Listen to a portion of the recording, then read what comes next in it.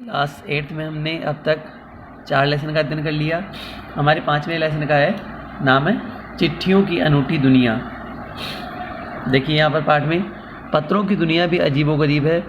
उसकी उपयोगिता हमेशा से बनी रहती है। पत्र जो काम कर सकते हैं वह संचार और आधुनिकतम साधन नहीं कर सकता।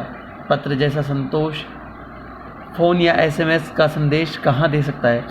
पत्र एक नया सिलसिला शुरू करते हैं और राजनीतिक, साहित्य और कला के क्षेत्रों में तमाम विवाद और नई घटनाओं की जड़ भी पत्र ही होते हैं। दुनिया का तमाम साहित्य पत्रों पर केंद्रित है और मानव सभ्यता के विकास में इन पत्रों ने अनूठी भूमिका निभाई है। तो यहाँ डाकघर के बारे में कि डाकघर से किस प्रकार से पत्र आते हैं उसके बारे में यहाँ पर बताया गया है कि किस प्रकार चित्र एक परिवर्तनकारी मिसाल पैदा कर देते हैं। आपके कठिन शब्दार्थ है, संदर्भ, प्रसंग, व्याख्या आप देखें। ये क्वेश्चन आंसर है। आगे देखते हैं पाठ को हम। पत्रों का भाव सब जगह एक सा है। पत्र को उर्दू में खत, संस्कृत में पत्र, कन्नड़ में कागज, तेलुगु में उत्तरम, जाबू और लेख तथा तमिल में कड़िद कहा जाता है। पत्रों के नाम है, किस नाम से पुकारा जाता है। पत्र यादों को सहेज कर रखते हैं, इसमें कोई संदेह नहीं। हर एक की अपनी पत्र लेखन कला है और हर एक के पत्रों का अपना दायरा। दुनिया भर में रोज़ करोड़ों पत्र एक दूसरे को तलाशते तमाम ठिकानों पर पहुंचते हैं। भारत में ही रोज़ 4.5 करोड़ चिट्ठियां डाक में डाली जाती है, जो साबित करती है कि पत्र कितनी अहमियत रखते हैं। आपके पास यहाँ कठिन शब्दार्थ, संदर्भ, प्रसंग, व्याख्या और इसकी क्वेश्चन आंसर आप देखें। आगे देखिए लेसन को। पंडित जवाहरलाल नेहरू ने 1953 में सही कहा था कि हजारों सालों तक संचार का साधन केवल हरकाने रनर्स, हरकाने से मतलब होता है जो एक डाकिया होता है जो पैदल संदेश पहुंचाता है, या फिर तेज घोड़े रहे हैं। उसके बाद पहिए आ गए और रेलवे और तार भी भारी बदलाव आया। तार ने रेलों से भी तेज गति से संवाद पहुंचाने का सिलसिला शुरू किया। अब टेलीफोन, वायरलेस और आगे रेडार, दुनिया बदल रहा है, यानी दिन प्रतिदिन बदलाव होते जा रहे हैं। आपके पास संदर्भ, प्रसंग, व्याख्या और प्रश्न उत्तर हैं, आप देखें इनको। आगे है हमारे पास पिछली शताब्दी में पत्र लेखन ने कला का रूप ले लिया। डाक व्यवस्था के सुधार के साथ पत्रों की सही दिशा देने के लिए विशेष प्रयास किए गए। पत्र संस्कृति विकसित करने के लिए स्कूली पाठ्यक्रमों में पत्र लेखन का विषय भी शामिल किया गया। भारत ही नहीं, दुनिया के कई देशों में भी ये प्रयास चले और विश्व डाक संघ ने अपनी ओर से काफ़ी प्रयास किए।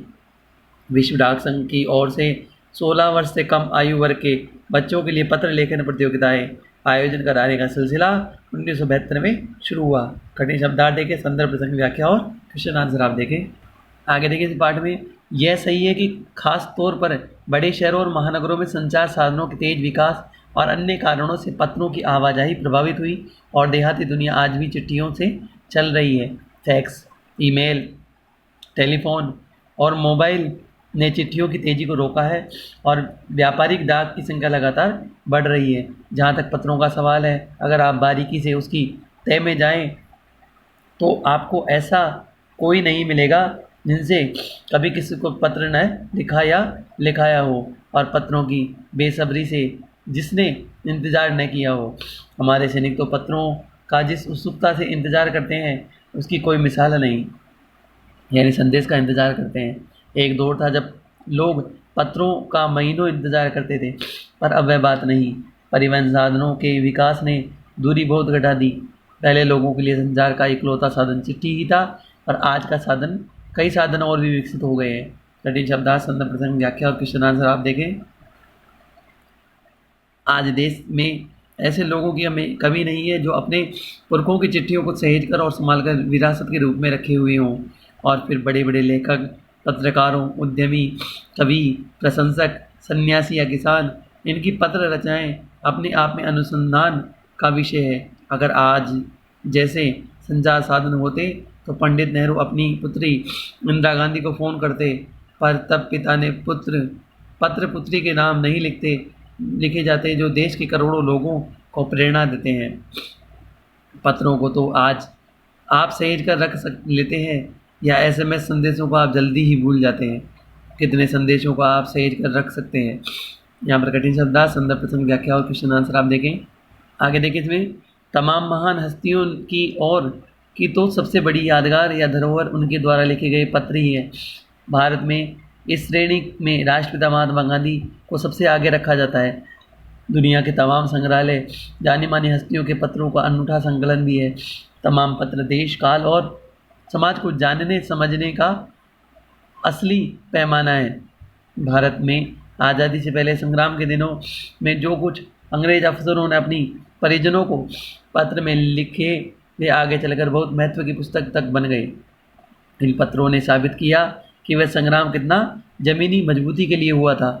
यहाँ पर कठिन शब्दार्थ दे रखे, संदर्भ प्रसंग देखिए, व्याख्या देखिए, क्वेश्चन आंसर आप देखें। आगे हम पढ़ते हैं। महात्मा गांधी के पास दुनिया भर के से तमाम पत्र केवल महात्मा गांधी इंडिया लिखे आते थे और जहाँ भी रहते थे वहाँ तक पहुँच जाते थे। आज़ादी के आंदोलन की कई अन्य दिग्गज हस्तियों के साथ भी ऐसा ही था। गांधी जी के पास देश दुनिया से बड़ी संख्या में पत्र पहुँचते थे, पर पत्रों का जवाब देने के मामले में उनका कोई जोड़ नहीं था।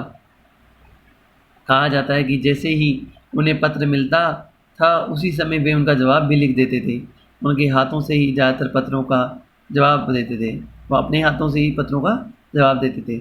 जब लिखते लिखते उनका दाहिना हाथ दर्द करने लग जाता तो बाएं हाथ से लिखने में जुट जाते थे। यानी दोनों हाथों से वो पत्र, इनके मन में जो उमंग थी, उत्साह था, उसके आधार पर वो पत्रों का लेखन कार्य करते थे। कठिन शब्दार्थ देखें, संदर्भ प्रसंग देखें, व्याख्या देखें और क्वेश्चन आंसर आप देखें।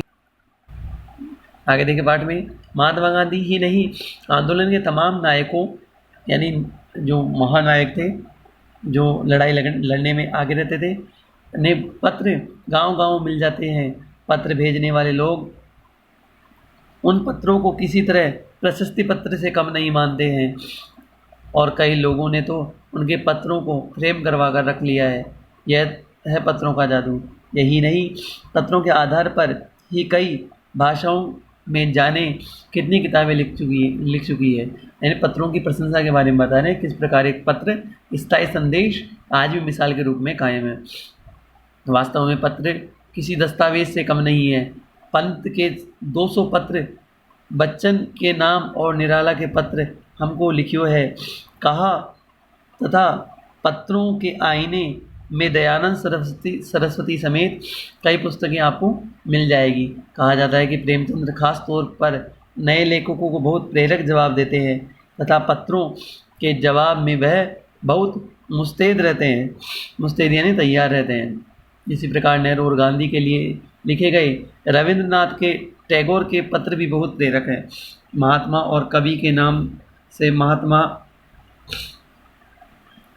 गांधी और रविंद्रनाथ टैगोर के बीच सन 1915 से 41 के बीच में पत्राचार का संग्रह प्रकाशित हुआ, जिसमें बहुत से नए तथ्यों और उनकी मनोदशा का लेखा जोखा मिलता है। यानी उनके जो कैसे भाव थे उसके बारे में हमें पत्रों के माध्यम से पता चलता है। कठिन शब्दार्थ देखें, संदर्भ प्रसंग, व्याख्या और क्वेश्चन आंसर आप देखें। आगे पढ़ते हैं। पत्र व्यवहार की परंपरा भारत में बहुत पुरानी है, पर इसकी असली विकास आज़ादी के बाद ही हुआ। तमाम सरकारी विभागों की तुलना में सबसे ज़्यादा गुडविल डाक विभाग ही है। यानी ये कहना है, अपनी जो साख बनाई है सबसे अच्छा डाक विभाग है। इसकी एक खास वजह यह भी है कि लोगों को जोड़ने का काम करता है। घर घर तक इसकी पहुंच है। संचार के तमाम उन्नत साधनों के बाद भी चिट्ठी पत्री की हैसियत बरकरार है।